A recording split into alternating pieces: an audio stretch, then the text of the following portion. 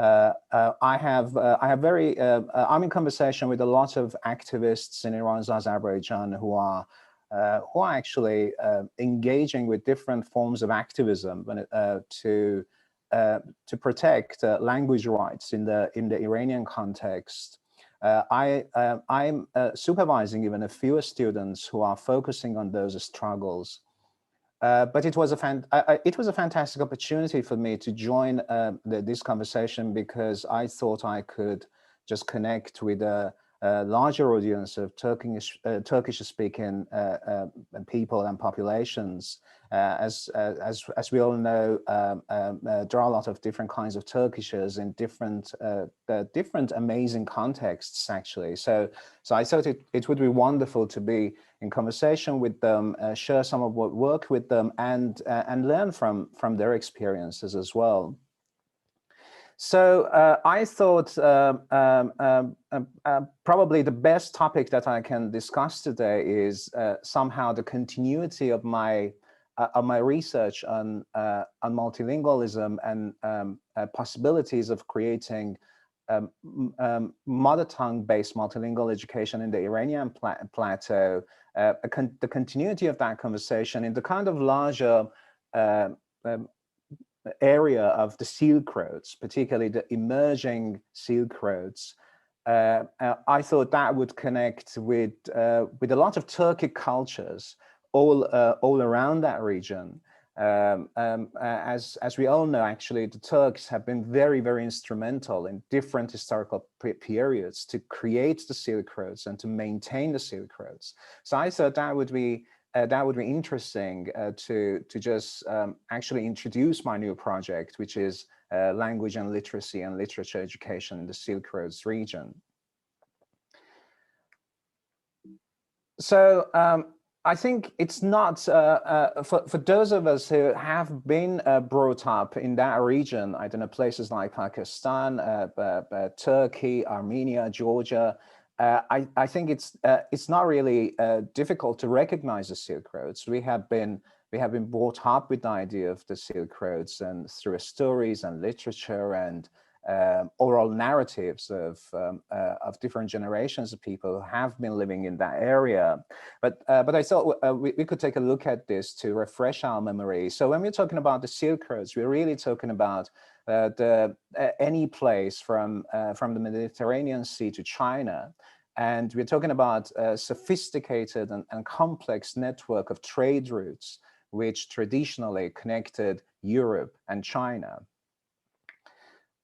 Peter Frankopan has written a very influential book, actually, called The Silk Roads: A New History of the World.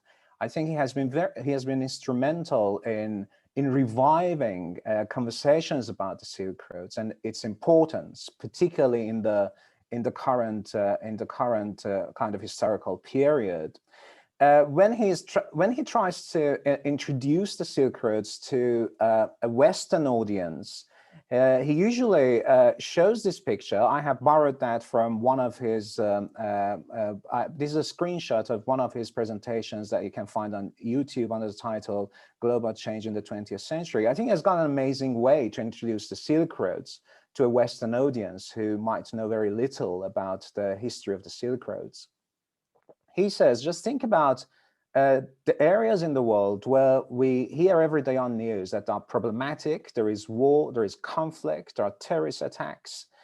And he just pops up these kind of explosions on the map. And he says, this is the Silk Road. So when we're talking about the Silk Roads, we're talking about Syria, we're talking about Iran, we're talking about different parts of Kurdistan and Afghanistan.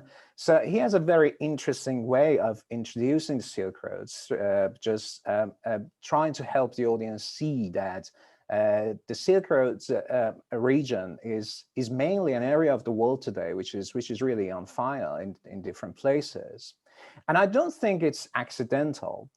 The Silk Roads were the center of the world and trade and intellectual exchange from the 2nd century BCE up to the 18th century. But from the 18th century, there was a drastic shift in the power and in the world of commerce and I think consequently the intellectual world. So the shift actually was the result of the new Anglo-American trade routes, which replaced the traditional Silk Road's trade routes. So after that shift, apparently, I think we see a connection between maintaining these new trade routes, Anglo-American trade routes, and the destruction of the traditional Silk Roads region at different places. So if we just want to highlight some Anglo-American policies that have resulted in that destruction, in the destruction of the traditional Silk Roads, I think these are just a few examples, and I'm not a political scientist, but the partition of India, I think, cut off all the routes between really Central Asia and Asia. The British creation of today's Middle East. So in ancient Persian literature, and as far as I know, probably Turkish literature, there wasn't anything called the Middle East. So the Middle East was a British invention to actually create a distinction between the Middle East and the East. Western support for nationalist military dictatorships and regimes, particularly, I think, when we look back at the beginning of the 20th century, the rise of people like Ataturk in Turkey and Reza Khan, and the other kind of military regimes in the region, from Syria. Some of them actually existed, like Syria, like Jordan. So all these kind of nationalist, somehow narrow-minded, ideologically military regimes, and of course creating war and conflict in different ways. I think over the past 2 weeks, a video of Margaret Thatcher is just shared on Twitter, all over the Persian-speaking kind of Twitter. That's a reminder of her meeting with a large group of Afghan jihadists, where she promises £2,000, actually a new aid package to support their activities. Those Afghan jihadists are actually today's Taliban and Al-Qaeda people. Thatcher addresses them and says, "I want to say that the hearts of the people of the free world are with you." So I see a clear connection between maintaining the kind of the new the 18th century the maritime trade routes which emerged in the 18th century, and the destruction of the traditional Silk Roads. Seemingly, all Western policies somehow have been instrumental in cutting off those traditional links. So this meeting happened in 1981, but people are sharing that because just probably just 10 days ago, there was a bomb attack targeting schoolgirls in Kabul. But probably I think it was 8 or 10 days ago. I think more than about 85 girls were killed in this bomb attack. So the policy seems to have been continual.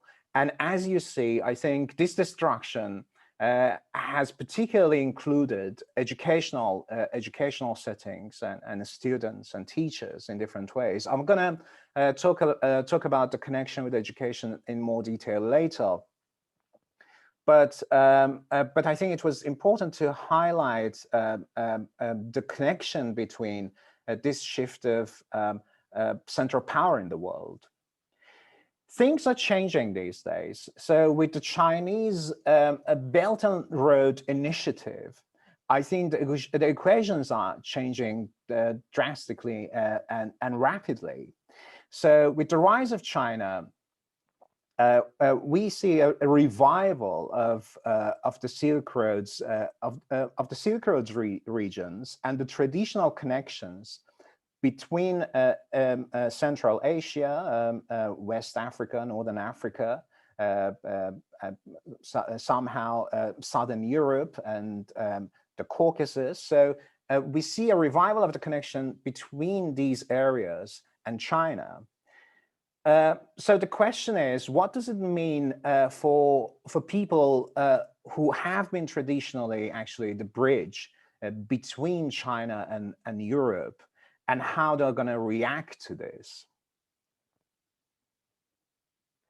So from 18th century up to now, seemingly there has been a fascination with what has been happening in the new kind of center of power in the world and center of commerce in the world. And there has been a fascination with what people have been doing in the West, to the degree that, for instance, countries like Iran and Turkey, I think, started to copy ideologies and structures and institutions of the West, practically oblivious to the fact that there could be potential connections that could be made between the countries in the region. So everybody in that region has been looking towards the West. I think currently, particularly, I think in the past decade, we see a huge shift to the East. So there is more money in China. It makes perfect sense to just look to China as a source of power and potential. So I think the problem I see that is emerging in the Silk Roads region, in between these two centers of power, is there has been a shift from, okay, this is the source of money and power, let's deal with the West, suddenly to let's deal with China. So China is very active these days in Pakistan. They recently signed a contract with Iran. China is very active in Africa. So suddenly everybody is looking at China as this new source of power. My argument is, if we really want to, if the countries in the traditional Silk Roads, the countries between the two kind of centers of huge centers of trade, Europe and China, if these countries between these two poles want really to prosper and to make use of the Chinese Belt and Road Initiative, rather than looking at the West or at the East, while probably they're doing that and while they're engaging with both China and the West, they really need to seriously think about engaging in the region between themselves as well. I think that's a very important link that I feel is missing in today's calculations. So I think it is important to think about how these countries not only deal with China and of course deal with the West, but they have to think about finding ways to really create new bonds between themselves. Is the fact that as Parakana says, the new Silk Road is made of iron. So the re-emerging Silk Roads are not actually the traditional Silk Roads using traditional technology. I don't know that they don't include inns and caravans and intellectual hubs, because the Chinese Silk Roads, the Chinese initiative, is really based on the railway system. I think it has consequences. So I think the Chinese are really thinking about just sending their own products to Europe. So the new Silk Road is made of iron. That's very important to pay attention to. It is important because the new center of power, China, is not necessarily interested in the human capital and the cultural capital in the Silk Roads, in the traditional Silk Roads regions. They're interested in land routes and natural resources. They typically don't have a need for local workers. So what has happened with China? China typically brings in Chinese workers, which makes perfect sense because of the population and because China is using a lot of these infrastructure projects as job-making projects for its own population as well, and particularly for skilled workers like engineers and technicians.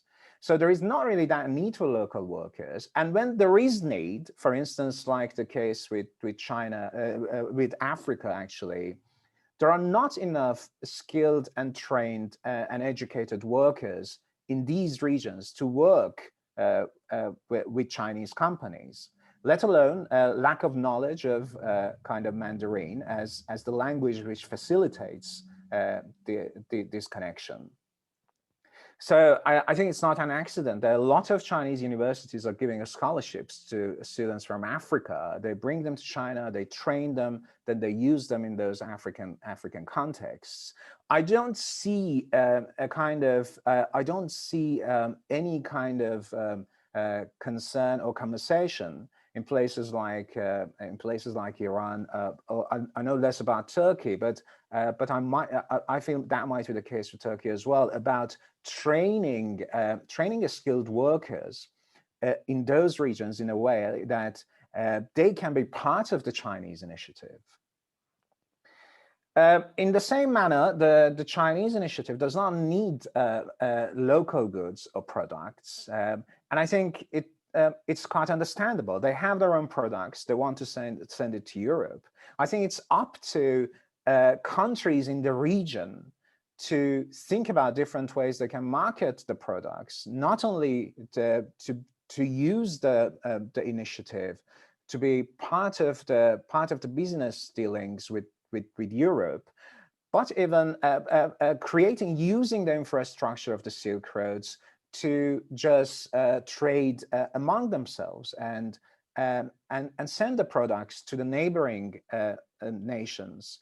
So I think it's very important to think about the character of the new emerging Silk Roads and think about these possible business connections as well.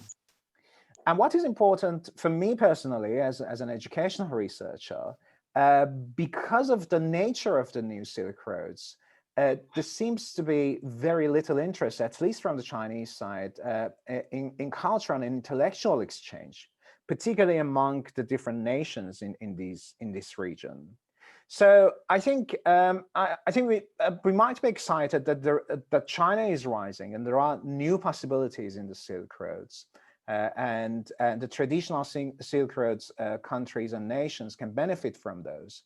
But we really have to be careful about the differences between the Chinese Belt and Road Initiative and the traditional Silk Roads. I believe that, and it's not, and I'm not blaming the Chinese initiative. I think that's a fantastic initiative. But I think it's really up to the countries in the region to make the best use of this initiative and be actually a very important part of that. So for me, as an educational researcher, I think the question I have when I think about those regions, the questions are, how can education help the Silk Roads countries and communities maximize the participation in the initiative? As I said, people in this region really need to have trained, educated, skilled workers to engage with the Chinese initiative effectively, and in a way that they can continue the business networks they create and the opportunities that are created because of the initiative. The second question I have, which is really more directly related to what I do as a language and literacy educator, is how can multilingualism help these nations use the opportunities provided by the initiative, I mean the Chinese initiative, to rebuild traditional geopolitical, commercial, and cultural ties. So these are really the questions which are occupying my mind at the moment for my new project. Some of it, whose highlights I'm sharing with you today.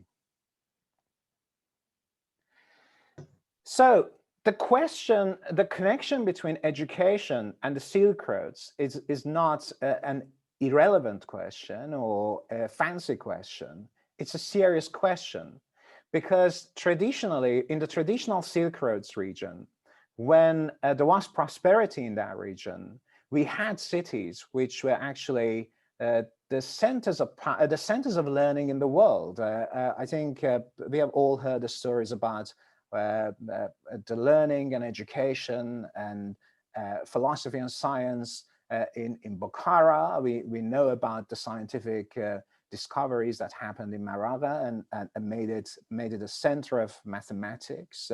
And we have heard a lot about Baghdad as well.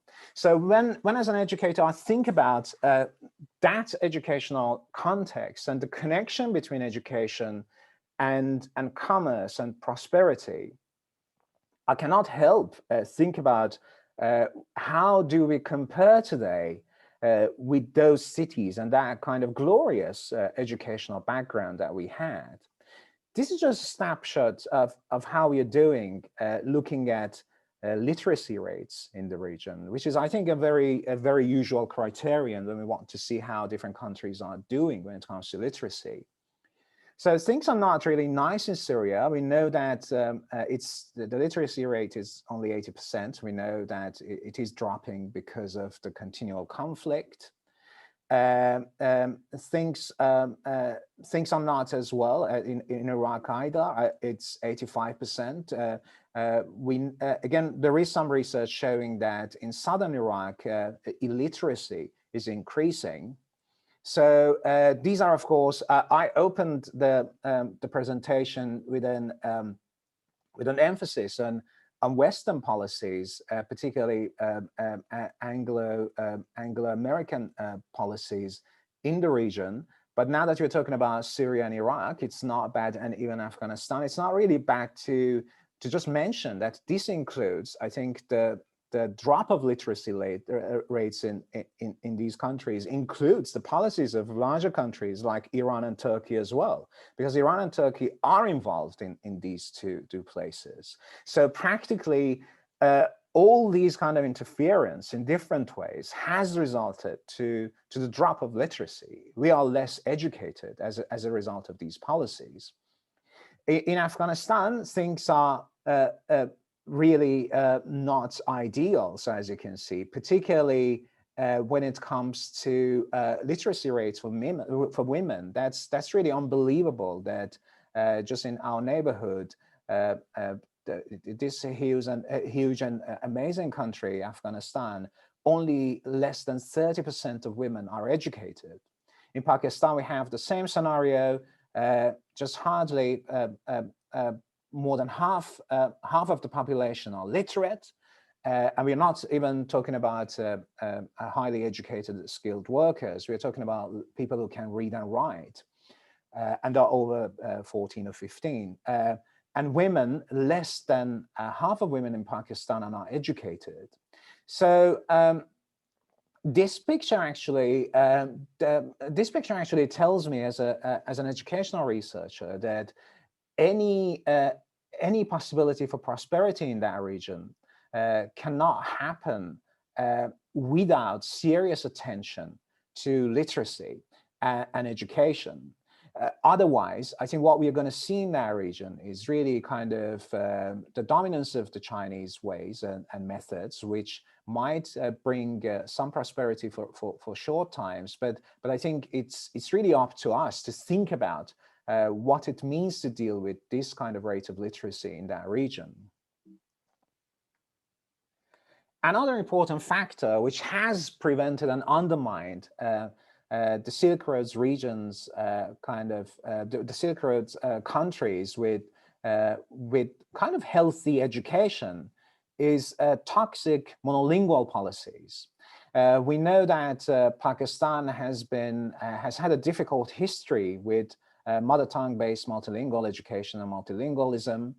We all know about the separation between Western Pakistan, which is today's Pakistan, and Eastern Pakistan, and we know that the mother tongue, the mother language International Day came out of the uncomfortable and bloody conflicts that happened because of language rights. So Pakistan doesn't have a very good track record when it comes to multilingualism as a vehicle for increasing literacy engagement.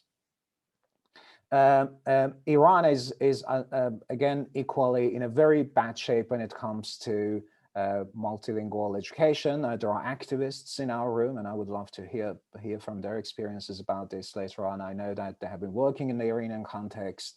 There is a systematic oppression of minoritized cultures and languages in Iran, and there is a strong awareness among these populations about this oppression and a strong resistance and actually activism. Turkey is probably one of the worst countries in the region when it comes to monolingualism. Turkey's affair with toxic monolingualism is very complex because unlike, for instance, nationalisms in Europe, where race was the center of nationalism, how bad it is. I think in Turkey it became even a bit more problematic because language became the center of Turkish nationalism. So I think in a way, I think the Turks have serious issues to deal with if they want to disentangle from their own traditional forms of nationalism. So and Turkey is pretty notorious when it comes to its language policy in departments of education, at least in North America, in the departments where I have been working in. So, so toxic monolingualism hasn't been really helpful when it comes to creating a nurturing context for education in this region. And these should change. So I think part of the picture I showed you as the cause of sustainable prosperity in the region, which is really the interaction between these nations and these cultures within the region rather than looking west or looking east. I think part and parcel of these interactions, I think, is fluid multilingualism. I think it's a respect for all the languages in the region and a concerted attempt to support all of these languages and their speakers. So I wrote a book called Who is Afraid of Multilingual Education? In this book, we focused on the Iranian context. However, the conversations that we had for the Iranian contexts, I think could apply to other places in the region as well. And I think these arguments could be the base of undermining ideologies that advocate for monolingualism in this region.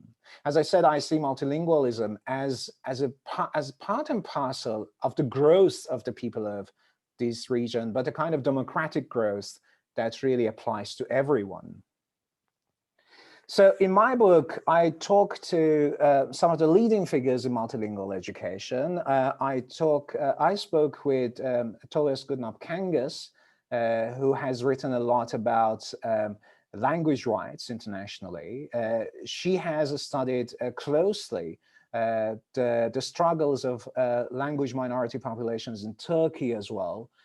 So I invite you to read that book and to read that conversation. I think that gives you a very good kind of theoretical framework for conversations about language rights. I spoke with Jim Cummins about pedagogies in the classroom when it comes to language education. So I wanted to know what different people in different areas in the world are doing in their schools and the classrooms to mobilize a pedagogy which is based on multilingualism. My conversations with Jim Cummins were important from another angle as well, because he's a Canadian scholar. So I think Canada has done relatively okay when it comes to the bilingual system they have created, French and English, and all the complexities involved in that in that system. So I thought it would be really inspirational to see how the Canadians are dealing with issues about multilingualism. I talked to Ajit Mohanty about the Indian context. I think Indian context is a fascinating context. I think particularly for people who have rigid monolingual views of education, I think it's a very didactic exercise to, I think, just to listen to scholars like Ajit Mohanty from India. And Steve Bahri actually talked to me about Central Asia and Western China and their experiences with multilingualism. But that's connect with today's conversation as well. If we want fluid multilingualism in the region, I think we really need to really fight hard against monolingual against arguments that advocate for monolingual systems of education. They're not really that complex, and we all know about them. I just go through some of these arguments and quickly tell you how we refuted these arguments in this book. So the first argument we dealt with was a common language creates a united nation. We know that this is a very old-fashioned kind of 19th century European nationalism ideology. We know that countries which speak the same language are not necessarily united. There is no possibility that the US and the UK and Australia and New Zealand will ever be one country one day. So it is really it is somehow ridiculous to suggest that a common language can create a common nation.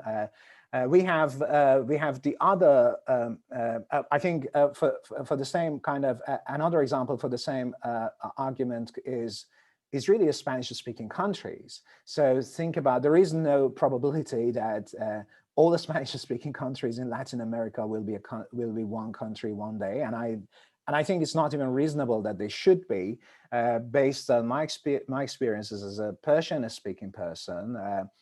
Think about the countries of Tajikistan and Iran. I mean, when Tajikistan was oppressed by kind of a Stalinist communism and they couldn't celebrate Nowruz, Iran became the protector of that tradition.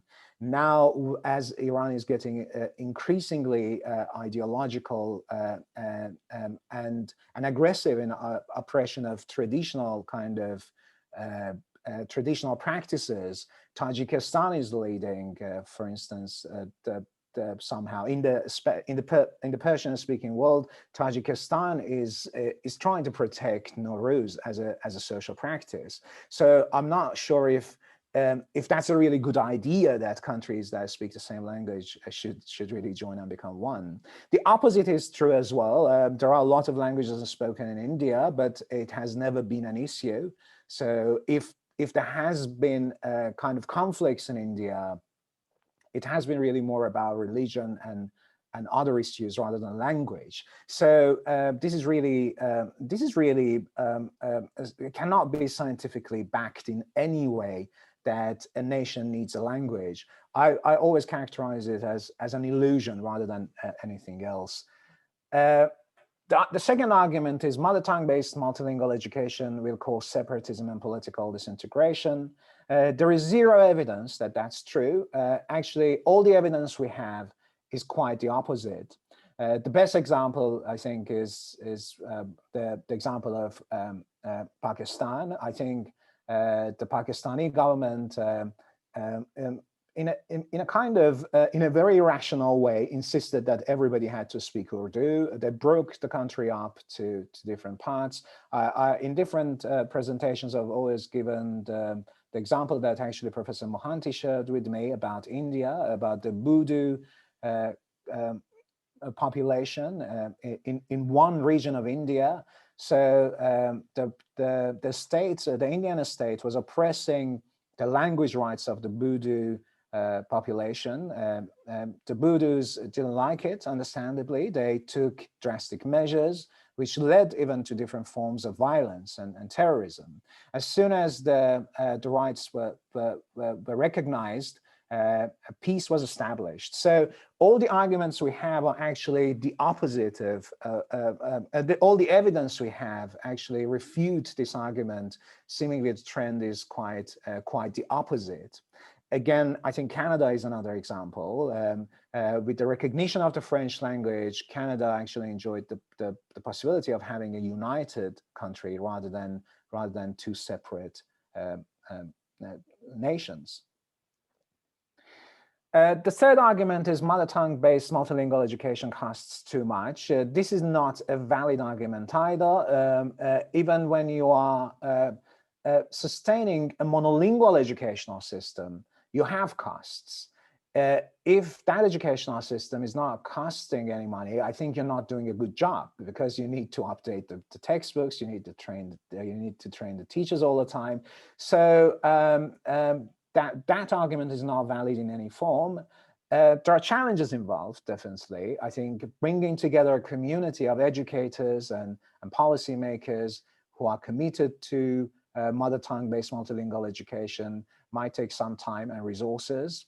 However, in the long run, with the prosperity that you create, I think you can cover all the expenses that you might have. In the book, we give multiple examples of how it is possible, and money is not really the main issue. Another argument is students should adopt the language of success as a pragmatic move. We know this argument is irrational in different ways. I'm currently in the United States. All African Americans in the United States speak perfect English, but I think a legitimate question is why they're not successful based on the definitions that we have of success. So I think in the Iranian context, the example which comes to mind is people who are actually taking goods illegally from Iran, between Iran, Turkey, and Iraq. A lot of them are Kurdish-speaking people. They speak perfect Persian, but they're not successful because they speak at least economically successful because they speak the dominant language. They have to smuggle things, and they get killed in the process. So the idea that the students who speak the minority, the dominant language, are going to be successful economically is irrational and has no no scientific base practically. And finally, dominant languages enjoy natural superiority because of the linguistic structure and historical privilege. Those of you who are Turkish-speaking people and who come from the Iran, I think you must be familiar with this. For instance, the kind of exaggeration when it comes to the importance of Persian as a historical language. At least as far as I know, in linguistics, there are no scientists and scholars who believe that languages are innately superior to other languages. All languages have equal potential. All languages are important in different ways. If you feel that your language is dominant, it's not because your language is better. It's because you're more powerful, and you have been systematically engaging in oppressing other people, including oppressing the languages and literatures. So that's the only reason that your language appears to be naturally superior. It's not your language which is superior. It's you are superior because of unfair power relations. So these are the arguments that we refute in that book, and I think it was important to highlight these because I think as we advocate a multilingual system, I think we're going to receive these arguments over and over again in different variations, but they're really the same, and there is no basis whatsoever, scientific basis, and there is no evidence to support these arguments. What I suggest, as I highlighted during the presentation for the region, is moving beyond these arguments to create an actual multilingual system where there is no minority language, in the sense that those languages are banned to be spoken, and those languages are not supported by the central governments or by the governments and the capitals that distribute budgets for education. So the model that I am proposing actually for the Silk Roads, I think it includes larger countries like Iran and Turkey, which have to, I think, act as quickly as possible, because there are larger countries with a lot of cultural diversity. But that actually includes smaller nations as well, like Azerbaijan or even Armenia or Georgia. I think it's very important to consider all these possibilities for creating multilingual educational systems. So the system that I propose has 4 layers actually. So I think the larger kind of framework is considering mother tongue-based multilingual education. So by this, I mean creating, for instance, in the Iranian context, creating schools where both the dominant language or the official language or the national language or whatever you want to call it, the language that has facilitated communication over decades, should still be part of the educational system. But when you have large populations of people who have different mother tongues, those mother tongues should be part of the process of education in immersion schools. So like French immersion schools in Canada, for instance, I can imagine that, for instance, in the Iranian context, we could have Turkish emergency schools and Kurdish emergency schools and Baluchi and Persian schools. So I think we should move towards mother tongue-based multilingual education. That's the same case actually with Turkey as well. I think it's quite possible, and I think it's recommended that in Turkey we should have bilingual Kurdish and Turkish schools. I think we have been very late. We should really start a conversation about how to put this into practice.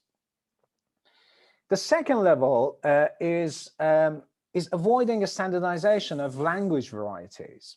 So what I mean by that is, I think we should move from speaking about, for instance, Persian or Turkish or Kurdish to really focusing on these languages as Turkishes and Kurdishes, because we really don't have one. I mean, you should educate me on that, but we don't have one Turkish language. So all these Turkish-speaking people all over this region have their own histories, and they have their own cultures, and they have their own Turkishes, which are all amazing. And I think they host a lot of history and culture. So I think it's very, very important to avoid a standardization of these language varieties. And there is a good model for that. Actually, Kurdish scholars have been pioneers of creating this idea. A very good friend of mine, Jafar Sheikh al-Islami, and the famous, well-known Kurdish linguist, Amir Hassanpour, have created a model that avoids standardizing the Kurdish language. So what they have suggested instead is keeping all these Kurdishes and identifying different standard varieties. So it's very, very important while we are trying to challenge dominant languages, like, for instance, the dominance of languages, national languages, like, for instance, Persian in Iran or Turkish in Turkey. It's very important not to fall into the trap of creating another kind of standardized language within those. So these languages have different histories. So I think we could use the model that Kurdish scholars have created to avoid a standardization of language varieties and create a space for all language varieties, for all Turkishes and Baluchis and Persians and Kurdishes. Within our schools, I think if we have a mother tongue-based multilingual education, I think it's going to be in areas that you have a large population of the speakers of that language. So in Turkey, it might be the Kurdish-speaking areas. I think let's not forget that there are millions of Syrian students in Turkey now. I haven't read anything about creating bilingual Turkish-Arabic system of education for those students. But the kind of broader mother tongue-based multilingual education system could apply to those populations with, where there is a large number of students. However, this doesn't mean that we cannot still employ translingual pedagogies within dominant language schools to help minoritized students. So if there is migration from Tabriz to Tehran, our students in Tehran don't have to just don't have to be forced to speak Persian from day one.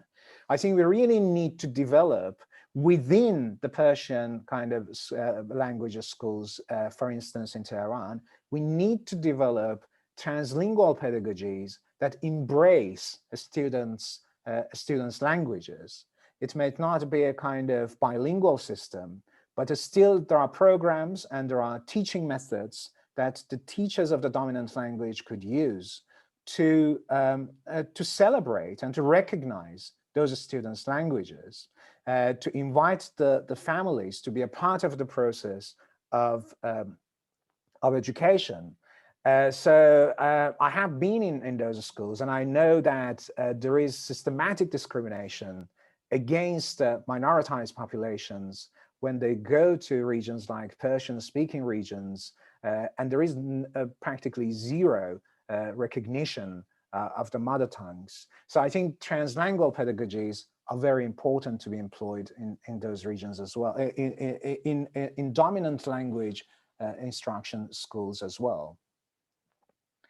And there are other possibilities that we can employ as well. I think one that I'm particularly interested in, actually I'm writing an article about this, is the story of the alphabet in the region. Seemingly there has been a lot of confusion about which alphabet is the best alphabet. Azerbaijan is a very good example of that, with movements between, I think, Arabic alphabet to Cyrillic alphabet and Latin alphabet. So there is that kind of confusion. Turkey did under Ataturk, I think, did an unprecedented kind of, somehow in modern history, experiment with changing the alphabet. The story of the alphabet is really a hot debate in Tajikistan. So the Tajiks are considering which alphabet to use. I think that's the case with Turkish-speaking people in Iran as well, because they feel somehow comfortable with the Latin alphabet, because they can read what the Turkish-speaking fellow writers are writing in other parts of the region, if they know that alphabet. So I think that's a very, very important question. The suggestion I have for this is we really shouldn't be confused about this, as long as we can just teach both alphabets. So I don't see why the Tajiks cannot simply keep writing in Cyrillic, but at the same time teach the Persian alphabet. So please note that we're not talking about teaching a new language. We're talking about the alphabet for the same language. And I think it doesn't take really ages to learn that alphabet. I think if you're a Persian speaker, I think in a matter of weeks, you can really just learn the new alphabet, and you can read the texts. Of course, I'm not really advocating that for every student, but I think there are different possibilities where you can do that. I think if you want to study Persian literature at Tehran University, I believe you need to have a course where you study the Tajik alphabet. I think I don't really see how it's not possible.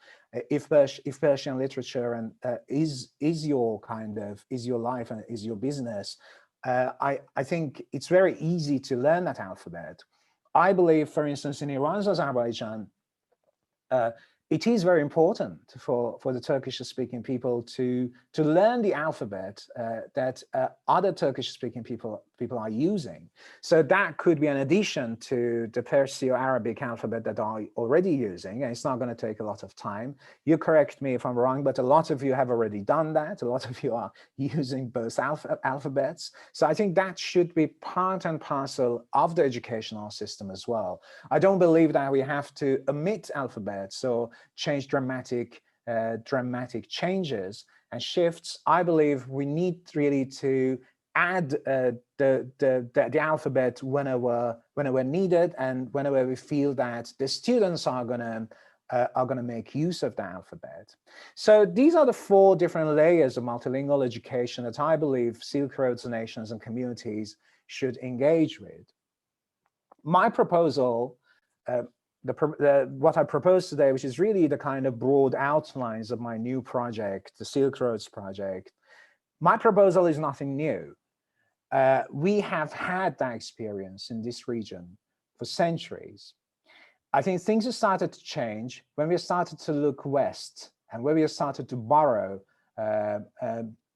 educational ideologies of the West, which were industrial, colonial, multilingual, and wrong in different ways. So what I'm proposing is not new. My favorite Armenian director is a director called Parajanov. His Color of Pomegranates is a very famous film. The film is about a biography of Sayed Nova, an Armenian poet, or ashuk. Actually, now that reminds you of the word ashik in Turkish, who wrote and performed in the Armenian, Georgian, Turkish, and Persian languages. So multilingualism has always been part and parcel of the intellectual relations in the Silk Roads region. Closer probably to the audience of this talk, Turkish-speaking intellectuals and educators, Rumi flourished wrote in Persian, but flourished in a Turkish-speaking context. So it's really a pity to think about how many, for instance, Kurdish Rumis or Maulanas never flourished in Turkey today because of compulsory monolingualism. It's really sad to think about how many amazing Turkish poets could have flourished like Rumi did under the Ottoman Empire in Iran, or Kurdish poets because of the dominance of Persian. So by no means is my proposal something new. What I am proposing is actually a return to the fluid multilingualism in the Silk Roads region, and I think it's quite doable. And I think in many ways, I think different people are practicing that. I want to finish this presentation with just highlighting that because I connected my presentation with the Silk Roads, with business, with the initiative, with the Belt and Road Initiative, I think it had a kind of economic undertone. So I cannot finish this presentation without highlighting that although I just framed the presentation through a kind of economic lens, all conversations about multilingualism are always connected with conversations about human rights, cultural diversity, anti-discriminatory education. So I'm not suggesting we should have multilingualism to make more money only, although I think it's very, very important. But that should be a kind of sustainable source of money and business and commerce. But this conversation is important for me and for other scholars in language education because it connects with issues about social justice and respect for all the members of this huge kind of family of the Silk Roads. And let's not forget, when we're talking about cultural diversity, sometimes they are presented as if they are Western inventions. So when we talk about multilingual education, we often, I think, particularly in Western academia, we often write about those as if these are Western inventions, but that's not the case. Those of you who have read Jalaluddin Balkhi or Rumi, you know that he talked about cultural diversity, multiculturalism, interfaith relations. So even we have the discourses already in the region that could support a fluid multilingual system that could govern kind of our educational structures in order to facilitate communication and connection between different communities and different countries in the Silk Roads region. Thank you very much for